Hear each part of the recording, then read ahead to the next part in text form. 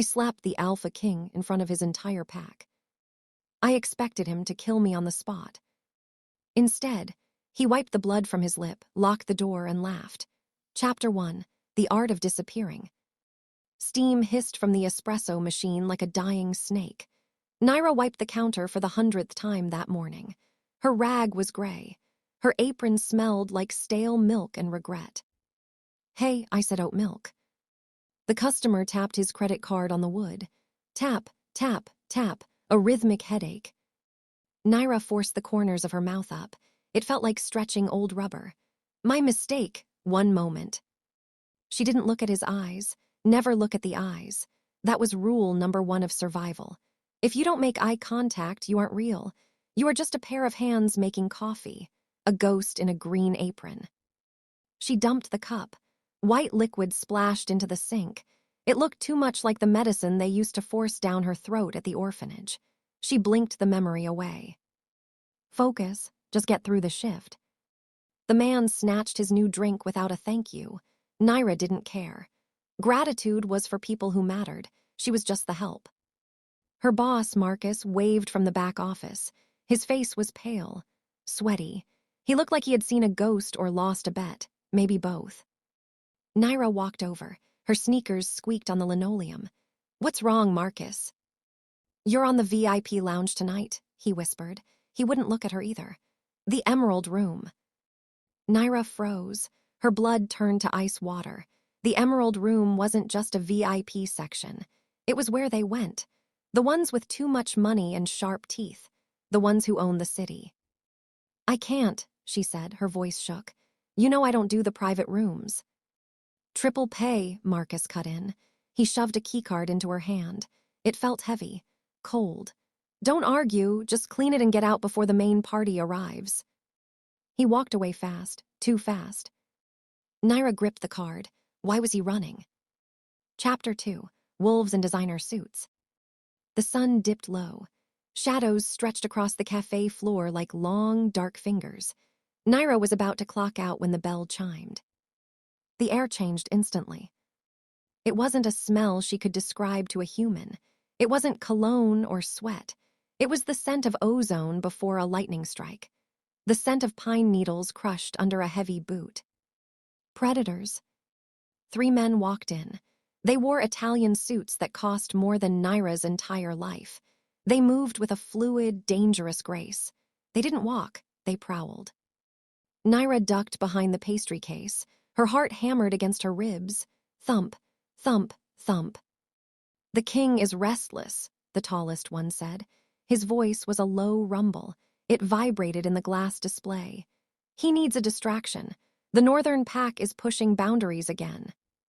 "Let them push," the second one laughed. It was a cruel sound. Sharp. "He'll crush them like he crushed the rebellion." Rebellion. The word made a scar on Naira's back itch. She pressed a hand against her spine. She remembered fire. She remembered running through the woods until her lungs burned. She remembered being erased. She shouldn't be hearing this. If they knew a stray was listening, they wouldn't just order coffee. They would order a cleanup crew. She held her breath. The tall one turned his head. He sniffed the air. His eyes scanned the room. They were amber, glowing. "Do you smell that?" he asked. Naira squeezed her eyes shut. "Please, no." "Smells like cleaning fluid," the second one scoffed. "Let's go, we're late." They left. The bell chimed again, a cheerful sound for a near-death experience. Naira exhaled. Her hands trembled. They were going to the club, to the Emerald Room, the exact place she was heading. Fate wasn't just cruel, it was laughing at her. Chapter 3: The Sound of Silence. The Emerald Room was dim. Velvet curtains blocked out the city lights. It smelled of expensive whiskey and secrets.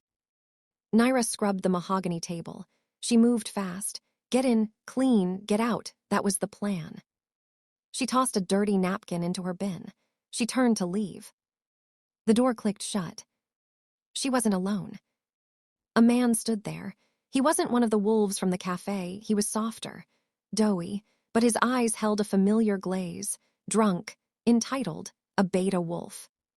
"Well," he slurred. He took a step forward. Waitstaff usually isn't this pretty. Naira gripped her spray bottle, knuckles white. I'm the cleaner, move. He didn't move, he smirked. Feisty, I like that. He lunged. It happened in slow motion. His hand grabbed her waist. His hot breath hit her neck. Panic exploded in Naira's chest. It wasn't fear. It was a white-hot supernova of rage. Not again. Never again. She didn't think, she didn't breathe. She spun. Her hand flew through the air. Crack. The sound was like a gunshot. Her palm connected with his cheek. Hard. The beta stumbled back. He looked shocked. But he wasn't looking at her. He was looking behind her. Naira turned. The shadows in the corner shifted. A figure sat on the leather throne. She hadn't seen him. He was darkness given form. Massive. Still. The Alpha King, Kale. The room went dead silent. The music from the club downstairs faded. The air grew heavy, pressing down on her lungs. Naira waited for the growl. She waited for the claws. She waited for death. Kale leaned forward into the light. His eyes were pure, molten gold. He looked at the red handprint on his beta's face. Then he looked at Naira. His chest shook. He didn't roar. He threw his head back and laughed. Chapter 4. The Predator's Amusement. Laughter should not sound like rocks crushing together in a landslide. It should not make the floorboards vibrate or the whiskey in the glasses tremble. But Kale's laugh did all of these things. It filled the room. It suffocated the air. Naira stood frozen. Her hand still burned from the impact. She expected death because that was the penalty for touching a king. She expected blood. Instead, she got amusement. The beta wolf on the floor scrambled backward. His face was pale. He looked between Naira and the king with wide, terrified eyes. He knew something Naira did not. Kale stopped laughing. The silence that followed was heavier than the noise. He stood up. He uncoiled from the chair like a black panther stretching after a nap. He was tall, impossibly tall. He dwarfed the room. Leave us, Kale said. His voice was low, a command wrapped in velvet. The beta didn't hesitate. He scrambled out the door on hands and knees. The door clicked shut. Naira backed up until her spine hit the wall. There was nowhere to run. She was trapped in a cage with the apex predator. You have fire, Kale said. He took a step toward her. Most people tremble when they see me. You strike. He touched me, Naira said. Her voice was steady, though her knees were water. I don't care who he is. And do you know who I am? You're a man who needs to learn boundaries. Kale's golden eyes flared. A muscle in his jaw jumped. He wasn't angry. He was intrigued. He looked at her like she was a puzzle he wanted to take apart piece by piece. You are under my protection, he declared. The words felt like a physical weight settling on her shoulders. A collar. I didn't ask for protection, Naira snapped. The lamb does not ask the shepherd for safety, Kale replied. He reached out. His fingers hovered inches from her cheek. The heat radiating from him was a furnace. It simply belongs to him. Chapter 5. A Cage of Whispers. The walk to the exit felt like a funeral procession for her freedom. 2 massive guards flanked Naira. They didn't speak. They didn't look at her. They just marched her through the crowded club like a prisoner of war. Music thumped against the walls. Bass vibrated in her teeth, but the crowd parted. They knew. News traveled faster than light in the wolf world. Every eye turned toward her. Phones raised like shields. Flashes blinded her. Click, flash, record. Naira kept her head down. She focused on her sneakers moving against the sticky floor. Left, right, breathe. Is that her? A woman whispered. Her voice dripped with venom. The human who hit him. He didn't kill her, a man replied. Why didn't he kill her? The question hung in the air. It was a valid question. Naira asked it herself. She should be dead. Instead, she was being escorted to a private black car waiting at the curb. The night air hit her face. It was cold, but her skin felt scorched. She felt branded. One of the guards opened the car door. Get in. I can walk, Naira said. She clutched her bag to her chest. It was a flimsy shield against monsters. The king insists, the guard said. His tone made it clear that the king's insistence was not a suggestion. It was law. Naira slid into the leather seat because resisting now would only cause a scene. The door slammed shut. The lock engaged with a heavy thud. She looked out the tinted window. Cale was standing at the entrance of the club. He wasn't looking at the crowd. He wasn't looking at the cameras. He was looking directly at the car. He raised a hand to his chest. He rubbed the spot over his heart. His expression was unreadable. It looked almost like pain. Chapter 6, The Phantom Tether. Pain is usually local. You cut your finger hurts. You stub your toe throbs. This pain was different. It hit Naira at 3:00 a.m. It didn't start in her body. It started in the air. A sudden, crushing pressure that woke her from a dreamless sleep. She sat up in her narrow bed. Her sheets were soaked in cold sweat. Her heart hammered a frantic rhythm against her ribs. Bottom, bottom, bottom. It wasn't her heartbeat. It was too slow, too powerful. Miles away, in a penthouse overlooking the city, Cale fell to his knees. His guards rushed forward. Alpha. Cale waved them off. He gasped for air. His chest felt like it had been cracked open by a rib spreader. His veins burned with liquid fire. It was the mating fever. The bond. It had finally snapped into place. He hadn't just claimed a human. He had found his other half. And she was resisting the connection with every ounce of her stubborn soul. Back in her apartment, Naira clutched her chest. She gasped. The air tasted like pine and ozone. The scent from the cafe, the scent of the king. Get out of my head, she whispered to the empty room. The pain intensified. It wasn't physical injury. It was the ache of a severed limb trying to reattach itself. It was a hollow hunger that demanded to be filled. She curled into a ball. She pulled her thin blanket over her head. She tried to block out the sensation. She tried to become invisible again. But you cannot hide from yourself. The bond hummed in the darkness. A silver thread stretched across the city. It tied a king to a pauper, a predator to prey. Naira closed her eyes. She didn't sleep. She listened to the second heartbeat thumping in her ears. And for the first time in years, she was terrified, not of death. She was terrified of belonging. Chapter 7, A War of Quiet Rooms. Daylight did not make Cale less terrifying. If anything, the sun sharpened his edges. Naira sat in a chair that cost more than her childhood home. The office was vast. Glass walls overlooked the city like a god watching an ant farm. He stood by the window. He wore a gray shirt today. The fabric strained against shoulders broad enough to carry the sky.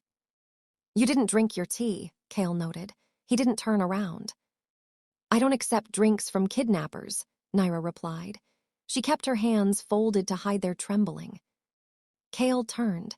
His movement displaced the air. He walked toward her, and the temperature in the room spiked. Kidnapping implies ransom, he said smoothly. I am offering a future. He stopped in front of her. The proximity was a physical blow. Her skin prickled. A strange heat bloomed in her stomach, traitorous and sweet. She hated it. Naira stood up. She needed to be on her feet. She needed to be ready to run. I have a job. I have a life. You can't just pluck me out of it because you're bored. It isn't boredom. Cale reached out. His hand hovered near her shoulder. It is necessity. Not for me. She stepped back. Anger flared hot and bright in her chest. Cale flinched. It was subtle. A tightening of his eyes, a shallow intake of breath. He looked like he had been struck. Naira paused. She frowned. Her rage wasn't just an emotion, it was a weapon. When she pushed, he felt it. You feel that, she whispered. It wasn't a question. Cale lowered his hand. His golden eyes darkened. I feel everything you feel, Naira, and right now you feel like a storm. Chapter 8, The Impossible Word. Mate. The word hung in the air between them. Heavy, absolute. It sounded like a prison sentence. Naira laughed. It was a brittle, sharp sound. No, that's a fairy tale for wolves. I am human. Are you? Cale stepped closer. The restraint in his body was visible. Muscles coiled tight as steel cables. Because a human would have broken under my gaze. A human would not make my blood sing. He was too close. Naira could smell the pine and rain scent again. It drugged her senses. Her body wanted to lean in. Her mind wanted to scream. I reject it, she declared. The air in the room shattered. Kale roared. It wasn't a human shout. It was a primal sound that vibrated in her bones. He slammed his fist into the wall beside her head. Plaster rained down. Dust swirled in the sudden silence. Naira gasped. She pressed herself against the ruined drywall. Kale leaned in. His face was inches from hers. His eyes were no longer gold. They were black. The beast was at the surface, clawing to get out. You cannot reject gravity, he snarled. His voice was a rough grind of gravel. You cannot reject the sun. You are mine. I belong to no one, Naira managed to say. Her voice shook, but she held his gaze. The black in his eyes receded. Gold returned. He pulled back, breathing hard. He looked at his fist. He looked at her fear. Shame flickered across his face. Go, he rasped. He turned his back on her. Leave, before I lose the man completely. Naira ran. She didn't look back. She didn't see him sink to the floor, clutching his chest as if she had ripped his heart out. Chapter 9. Eyes in the Shadows. The gala was loud. Champagne flutes clinked. Diamonds sparkled under the chandeliers. But the real predators weren't wearing jewelry. From the balcony, eyes watched the chaos below. Alpha Vane swirled the amber liquid in his glass. He was not like Kale. Kale was brute force and command. Vane was poison and silk. So, Vane murmured to his second in command, the rumors are true. She rejected him, the other man said. The bond is unstable, it weakens him. Vane smiled. It was a cold expression. It didn't reach his eyes. A weakened king is an opportunity. Below them, the city lights twinkled. The territory was vast, rich, and currently ruled by a man distracted by a skirt. Vane set his glass on the railing. He watched a black car speed away from the Alpha Tower. He knew who was inside. The girl is the key, Vane decided. Kale protects her. If we take the girl, we break the king. She is human, the second scoffed. She is nothing. She is the chink in his armor, Vane corrected. He adjusted his silk tie. And I intend to stick a knife right through it. He pulled out his phone. He dialed a number that didn't exist in any directory. Find out where she lives, he ordered, and find out what she fears most. The line went dead. Vane looked back at the tower. The king was vulnerable. The throne was shaky. War wasn't coming. It was already here. And it started with a barista who didn't know she was the most dangerous weapon in the city. Chapter 10. The Dangerous Comfort of Coffee. Rain lashed against the penthouse windows. It blurred the city lights into streaks of neon and gray. Inside, the world was quiet, dangerous. Naira sat at the kitchen island. A ceramic mug steamed in front of her. Oat milk, 2 pumps of vanilla, no foam.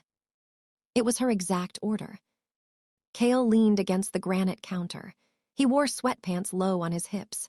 No shirt. The scars on his chest told stories of wars she had only read about in history books. Drink, he said. It wasn't a command, it was a plea. Naira lifted the mug. The liquid warmed her cold hands. She took a sip. It was perfect. That terrified her. Comfort was a trap. If she got used to this, the fall would kill her. She set the mug down with a sharp clink. Stop being nice to me, she said. Kale tilted his head. I am not being nice. I am courting my mate. I told you not to call me that. And I told you that truth does not require your permission. The air between them crackled. It was static electricity and longing. For a second, Naira wanted to cross the distance. She wanted to trace the ink of the tattoo on his bicep. A tablet on the counter buzzed. The screen lit up with a security feed from the lobby. Naira froze. The man on the screen was arguing with the doorman. He had blonde hair and a weak chin. He looked desperate. Jason. The boy who had promised to love her forever. The boy who had publicly rejected her 3 years ago because she was just a human. Naira felt the blood drain from her face. Cale growled. The sound came from deep in his chest. Why is he here? He smells a new alpha, Naira whispered. He smells you on me. Chapter 11. The Lie of the Blood. Cale did not let Jason up. He did something worse. He took Naira to the library. The room smelled of old paper and dust. Cale pulled a thick leather file from a locked drawer. He slammed it onto the desk. You think you were rejected because you are weak, Cale said. His voice was hard. You think you are human because you cannot shift. I am human, Naira argued. She hugged her arms to her chest. My parents were human. They died in a car crash. Your parents were the alphas of the Crescent Pack, Cale corrected. And they didn't die in a crash. They were executed. The world tilted. Naira grabbed the edge of the desk to stay upright. Liar. Cale flipped the file open. Photos, birth certificates, a medical report dated 20 years ago.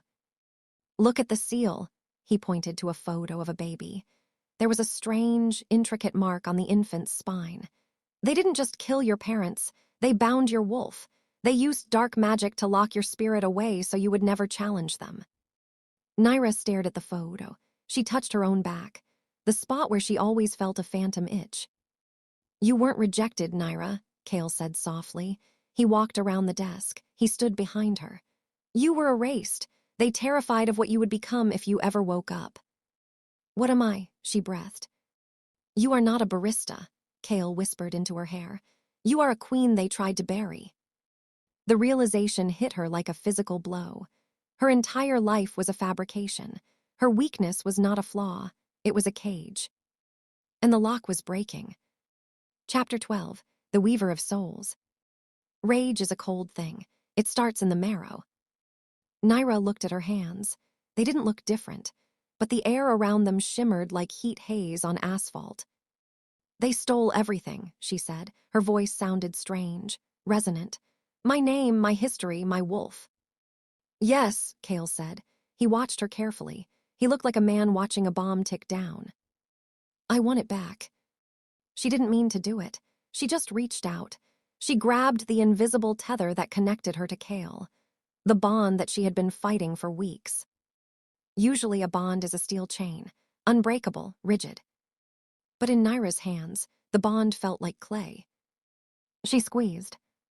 Cale gasped. He dropped to one knee. His eyes went wide. Naira, stop. She didn't stop. She pulled the energy. She twisted it. The golden thread of the mate bond turned silver. It pulsed with a rhythm she controlled. She wasn't just receiving the bond. She was rewriting it. The power surged through the room. Books fell off the shelves. The windows rattled. Naira released the breath she was holding. The energy snapped back. Cale slumped against the desk. He looked up at her with a mixture of awe and absolute terror. You aren't just an alpha, he breathed. You are a weaver. You can change the laws of nature. He stood up shakily. He grabbed her shoulders. His grip was bruising. Listen to me, he commanded. You must never show this to anyone. If the council finds out what you can do, they won't just kill you. They will start a war to possess you. Naira looked at her hands. She finally understood the question that had haunted her. Choosing love wouldn't destroy her. It would destroy the world. Chapter 16. The Silence of the Soul. Consciousness returned in jagged shards. First, the smell of mildew and rusted iron. Then, the throbbing ache in her temples. Finally, the cold. Naira opened her eyes. Darkness pressed against her eyeballs. She tried to reach out, to summon the violet light that had become her second skin. Nothing happened. Panic, cold and sharp, spiked in her chest. She scrambled backward, her heels scraping against rough stone. A heavy chain rattled.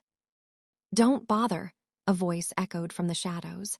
Silver mixed with wolfsbane and a little witch hazel. It dampens the frequency. A match struck.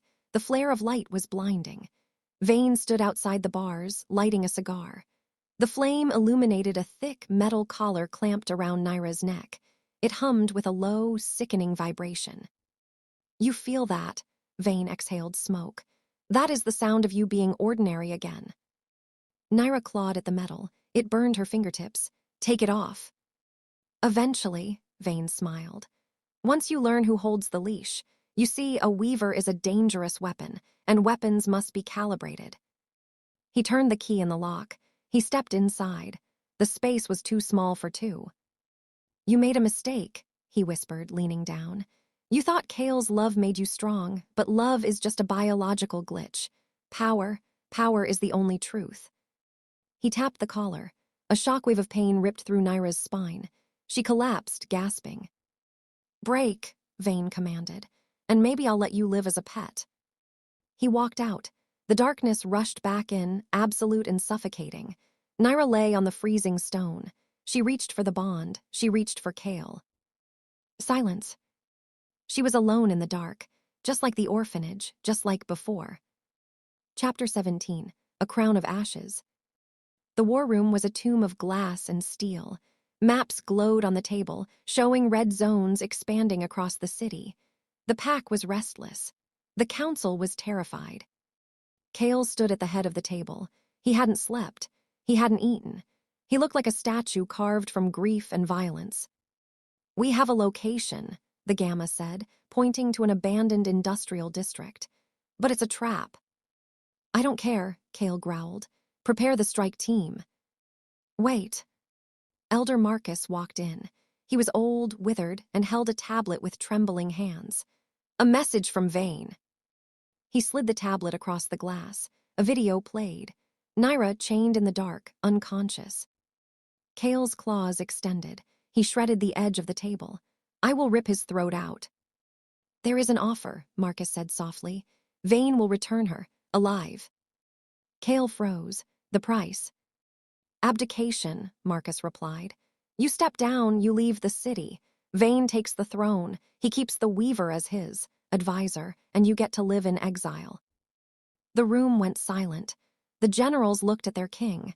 They expected rage. They expected a refusal. Kale looked at the screen. He looked at the woman he had tried to control, the woman he had driven away.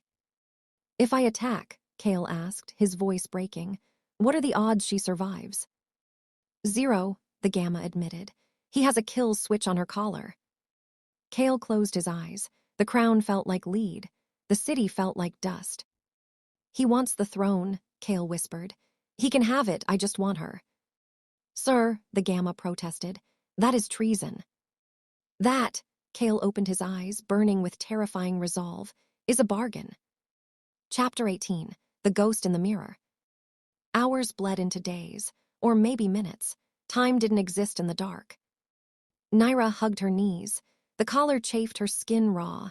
Every time she tried to focus, to pull at the threads of the world, the metal shocked her. Negative reinforcement, like training a dog. She closed her eyes and saw Jason's face. You're just a human. She saw the orphanage matron. Nobody wants a difficult girl. She saw Kale. I decide that you survive.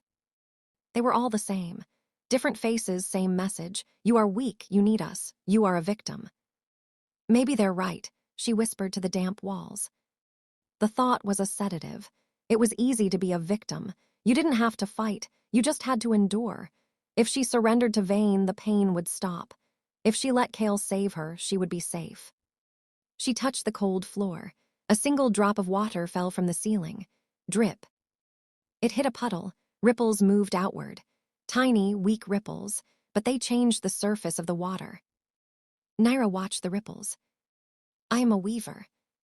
The words rose from the bottom of her soul. She wasn't rejected because she was weak. She was rejected because she was terrifying. Kale didn't try to hide her because she was fragile. He hid her because he knew she could break the world. She stopped crying. The tears dried on her cheeks, turning into a crust of salt. She sat up, she touched the collar. It burned, but she didn't pull away. She focused on the pain, she used it. I am not a damsel, she hissed into the blackness, and I am not a pet. She didn't need the bond to be strong. She didn't need a king to save her.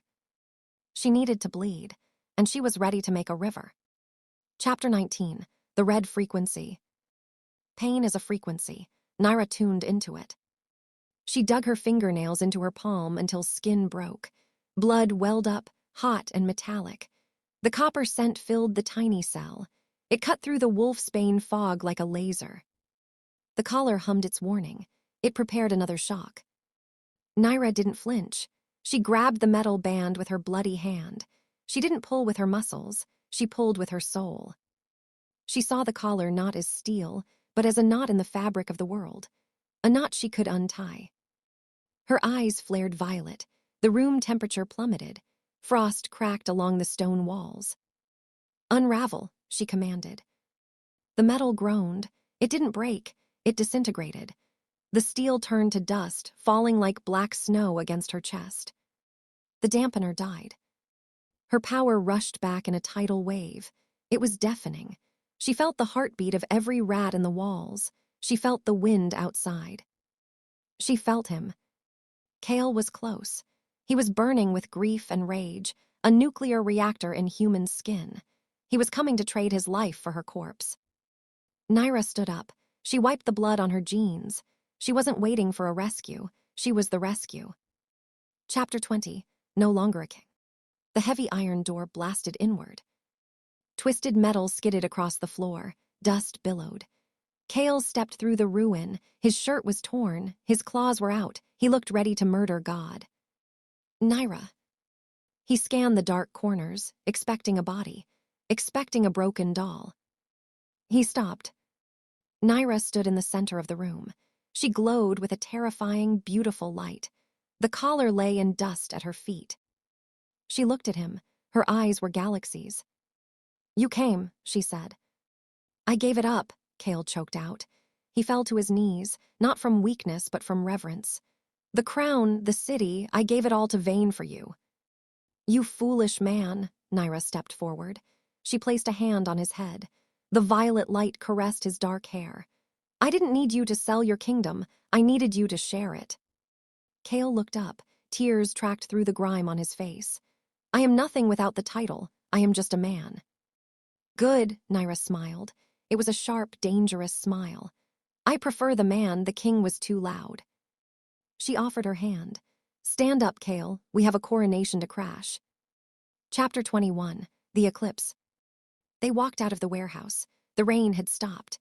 The moon hung low and full, a giant watching eye. Vane's coronation was happening at the city plaza, a public spectacle to cement his stolen rule. Naira walked in step with Kale. They didn't touch. They didn't need to. The air between them was a solid wall of power. "He expects you broken," Kale said. His voice was steady now. The wolf was focused. "He expects a victim," Naira corrected. He forgot the first rule of nature. Which is, you never corner a mother, and you never corner a weaver. They turned the final corner. The plaza was ahead. Floodlights cut the night. Thousands of wolves stood in silence, watching the stage where Vane held the alpha scepter high. Naira adjusted her jacket. She felt the threads of the bond network connecting every wolf in the square. It was a massive, intricate web. And she was the spider. "Ready?" Kale asked. "No," Naira said. Her eyes began to glow. "But they aren't either." They stepped into the light. Chapter 22. The Great Unraveling. Vane raised the scepter. He opened his mouth to issue the first command of his reign. "Seize them," he bellowed. The order hit the air. It rippled out, a compulsion meant to force every knee to bend. Naira caught the ripple. She stood 20 yards away. Her hands were empty, but her shadow stretched across the entire stage. She didn't fight the command. She rewrote it. She grabbed the concept of obedience in the metaphysical web and shredded it. The guards took a step forward, then stopped. They looked at their hands. They looked at Vane. The compulsion was gone. The biological imperative to obey the alpha was dead. "I said seize them," Vane screamed. His voice cracked. He was just a man shouting at a storm. Naira walked up the stairs. The violet light around her was blinding. She stopped in front of the trembling usurper. "You wanted to rule through fear," Naira said. Her voice echoed without a microphone. "But fear is brittle. Freedom is concrete." She snapped her fingers. The scepter in Vane's hand shattered. Dust and diamonds rained down. Vane fell back, scrambling away from her radiance. He looked to the crowd for help. "Kill her, she is a witch." Nobody moved. They were too busy breathing the first free air they had ever tasted. Then movement. Cale walked up behind Naira. He didn't look at Vane. He looked at the woman who had dismantled a dynasty with a thought. He sank to his knees. He bowed his head, exposing his neck. The ultimate sign of submission, the ultimate sign of trust. A gasp tore through the crowd. Then, like dominoes falling, the pack knelt, one by one. Thousands of wolves bowing, not to the king. To the weaver. Chapter 23, the morning after. Dawn broke over a city that felt new. The air tasted different, lighter. Vane was gone. His own rogues had dragged him away the moment his check bounced. Irony had a cruel sense of humor. Naira sat on the edge of the fountain in the plaza. Her adrenaline had crashed an hour ago. Now she just felt hollowed out, clean but empty. Cale sat beside her. He held a bottle of water. He unscrewed the cap and handed it to her. "They are waiting for orders," Cale said. He gestured to the perimeter. Wolves lingered. They looked lost. Freedom was terrifying when you had lived your whole life in a cage. "They don't need orders." Naira drank the water. It was cold, grounding. "They need examples." "And what example are we setting?" Naira looked at him. The morning sun caught the gold in his eyes. The predator was still there, but the monster was gone. "That power isn't about holding the leash," she said. "It is about walking side by side." Cale took her hand. His skin was rough, warm. "I never wanted the crown, Naira. I only kept it because I thought it kept me safe. You showed me that safety is a myth." "Safety is boring," Naira agreed. She squeezed his hand. "I prefer trouble." Cale laughed. It was the same laugh from that first night in the club. Deep, rich, the sound of a man who had looked into the abyss and found it staring back with a smile. "Then let us make some trouble," he said. Chapter 24, the Queen of No Title. The council chamber smelled of beeswax and ancient panic. The elders stood in a line, holding a velvet cushion. On it sat the Luna crown, platinum, heavy, a beautiful shackle. "The coronation must be completed," Marcus insisted. He pushed the cushion forward. "The pack needs a Luna. Tradition demands it." Naira looked at the crown. It was magnificent. It was everything a girl was supposed to want. She picked it up. The metal was cold. She walked to the window. She looked out at the city she had saved. "No," she said. She turned and tossed the crown to Cale. He caught it with one hand. "I am not a moon," Naira declared. "I do not reflect his light. I have my own gravity." The elders gasped. "But the title, you must take the title." "I am Naira," she said. "That is enough." She walked up to Cale. She didn't bow, she didn't curtsy. She stood toe-to-toe with the Alpha King. "I will help you rebuild this world," she told him. "But I do it as a partner, not a pet, not a Luna, an equal." Cale looked at the crown in his hand. He looked at the council. He smiled. He dropped the crown into the trash bin. The thud was the loudest sound in history. "You heard the lady," Cale said to the horrified room. He offered his arm to Naira. "Shall we go get some coffee? I believe you take yours with oat milk." Naira took his arm. "2 pumps of vanilla," she reminded him. They walked out of the room. They walked out of the tradition. The girl who slapped the king didn't just survive. She won.